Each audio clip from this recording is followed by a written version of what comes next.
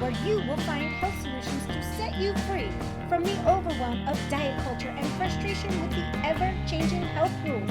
Let's go beyond the calorie and diet dogma to equip you to be healthy through simple changes to real food, mindset, and lifestyle.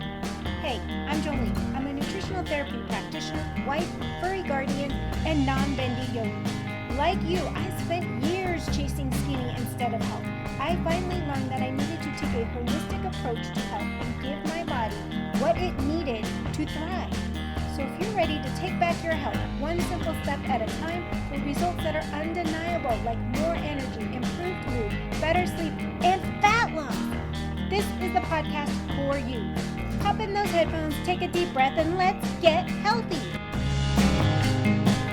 Hey.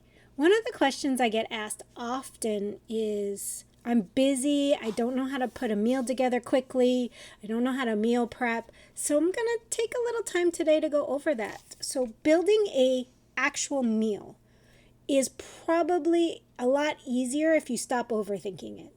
Stop digging up all these fancy recipes on Pinterest and save those for special occasions. Your basic day-to-day meals should be meals your entire family can eat as well, so you're not spending time cooking multiple meals in the kitchen.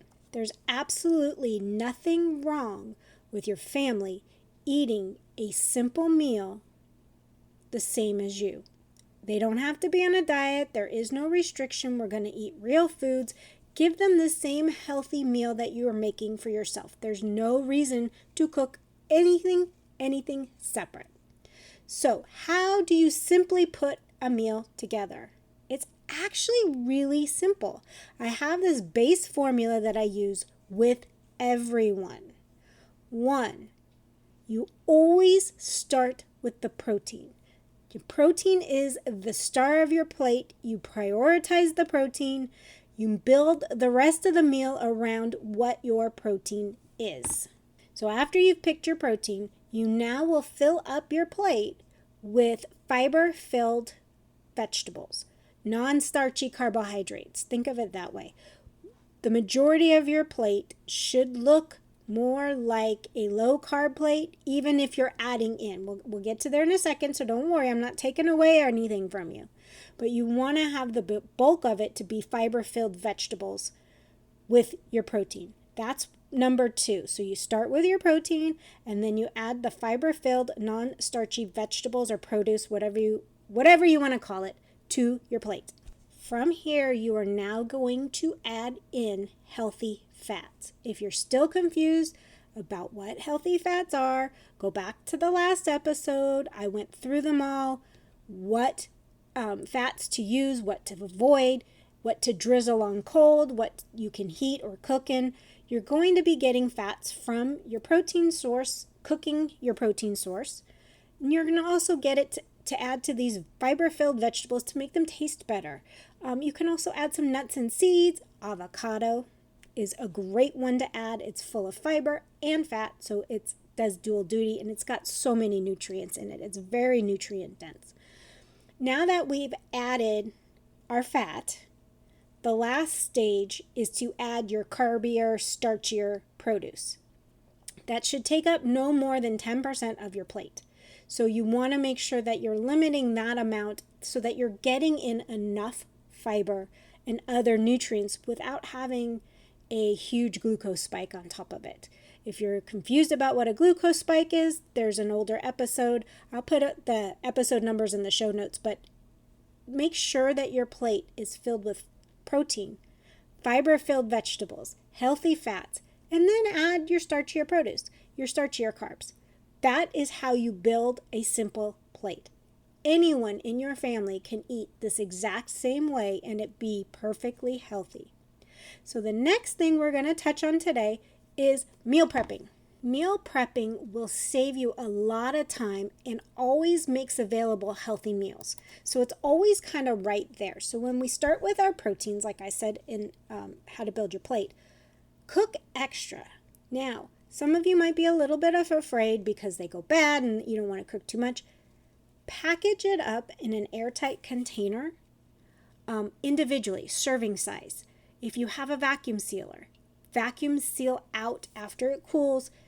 throw it in the freezer even if that makes you feel better. But make sure you package it in serving sizes. And the reason why I say that, it's the air that makes the leftovers go bad.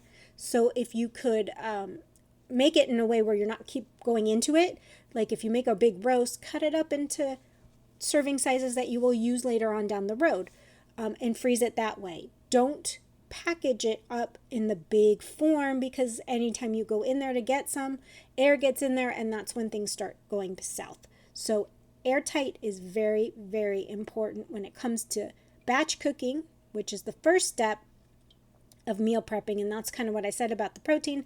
Make enough for several days, or make a few. Like if you like to grill up all your stuff on a Sunday, package it like I said, and have it ready for throughout the week so that you don't have to take time. Your protein is one of the things that usually takes the longest to cook. So having that ready will help tremendously. So you want to batch cook. So if you have certain meals like soups, stews, casseroles, batch enough for several meals. Then, like I said, package it up in smaller sizes for dinner and freeze it that way. That way you have several meals in the freezer, especially for nights that get kind of crazy and you need to take a break, or you don't have time to cook. That way you're not going through the drive-thru. Having food in your freezer that you could just heat up makes your life so much easier. So also, we want to individually portion meals as well. So if you have a big family and you don't eat, or any size family, but you don't eat all together, having all these things packaged individually. Or if you're single, make several meals and package each meal, which would be a serving, individually. There's some great glass containers that are divided that you can put everything in, put the lid on it, throw it in the freezer, or just keep it in the refrigerator for lunches, and everything's already portioned out. It's a complete meal. It's done. It's ready to go. Divvy up your meals individually portioned so that they are ready to go. Grab and go meals, so you're not grabbing and going at a restaurant. It's going to save you a ton of money on top of it. Also think ahead with some of the basic foods. So prep some whole food ingredients that are ready to go that you can mix and match in with your proteins. That may entail just cutting up all your vegetables at once. If you're having sweet potatoes, cook up several and package the rest up for a different day.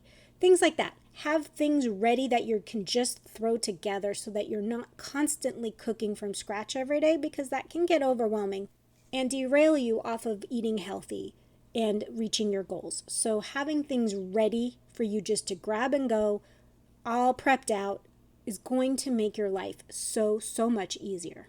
Now, to make meal prepping a little bit easier on you in general is make sure that you have the right stuff to package your meals up in. Mason jars work great. Airtight glass storage containers. I'm a big proponent of getting rid of the plastic, and that way if it's in glass, you can actually just heat it up right in the container. No more dirty dishes. So getting stuff ready ahead of time, having a nice grocery list, and all of that will make your meal prep easier. Having a plan of what you're going to meal prep on the weekend, or if you have a good week where you figure you're going to cook all week, cook extra every time you make a meal and package that up. Put it in the freezer or the refrigerator for lunch or a meal down the road.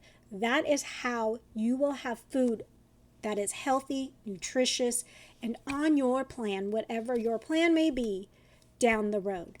For this episode, rather than going into detail about meal ideas and all that, I've prepared a nice handout on meal prepping and how to build a plate. Look in the show notes, grab your guide. It's going to help and make your life a lot easier, give you some ideas for recipes and different foods that you can prepare ahead of time that freeze well, that save well throughout the week, to make your life easier, to make your health journey easier. Being prepared ahead of time makes life easier. And on that note, friends, I will see you next time. Bye! Thank you so much for tuning in. I hope you enjoyed today's episode. If you found value in what you heard today, I would be incredibly grateful if you could help spread the word. Sharing is caring after all. Share the podcast with others that will find the information helpful. It's through your support that I can continue to grow and bring more amazing content. And if you have a spare moment, I would truly appreciate it if you could leave a review on your favorite podcast platform. Your feedback means the world to me, and it also helps others discover my show. I read every review and take your suggestions to heart, so please don't hesitate to let me know what you think. Remember, you can stay connected with me by following me on Instagram or visiting the website at holistichealthmadesimple.com. I love hearing from our listeners, so feel free to reach out, share your thoughts, ideas, and even suggestions for future episodes. See you later.